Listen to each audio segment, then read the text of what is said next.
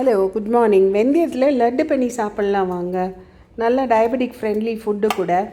இதுக்கு தேவையான பொருட்கள் என்னென்னு எல்லாத்தையுமே நான் வறுத்து வச்சுருக்கேன் பாருங்கள்.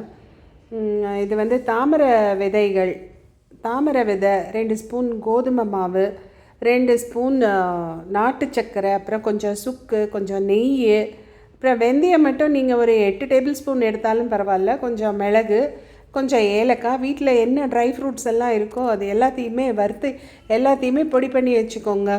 இந்த வெந்தயம், மிளகு, ஏலக்காய் இதையும் பொடி பண்ணிவிட்டு 2 ஸ்பூன் தண்ணியிலையோ இல்லை பால்லையோ ஊற வச்சுருங்க. ஊற வச்சா சாஃப்ட் ஆகிடும். இது பாதாம் பிசின். இந்த பாதாம் பிசினையும் அதே நெய்யில் அரை ஸ்பூன் நெய்யை விட்டு நல்லா வறுத்துருங்க. இதை மட்டும் நல்லா வறுக்கணும், இல்லாட்டி பல்லில் ஒட்டிக்கோங்க. அப்படி கஷ்டமாக இருக்கும் அது சாப்பிடும்போது.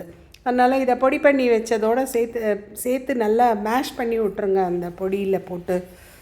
அப்புறம் இந்த வெல்லத்தை 2 ஸ்பூன் தண்ணி விட்டு கொஞ்சம் நெய் விட்டு ஒரு ஜஸ்ட்டு 2 மினிட்ஸ் அடுப்பில் கொதிக்க விடுங்க.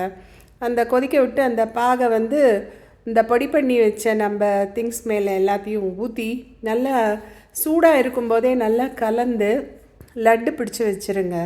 இதை டெய்லி மார்னிங் பிரேக்ஃபாஸ்ட்டுக்கு ஒரு 2 லட்டும், ஒரு டம்ளர் பாலோ இல்லை காஃபியோ இல்லை டீயோ சாப்பிடுங்க. இது ரொம்ப ஃபில்லிங்காக இருக்கும் உங்களுக்கு. மத்தியானம் வரைக்குமே இது நல்லா இருக்கும். நல்ல வெயிட் ரிடக்ஷனுக்கு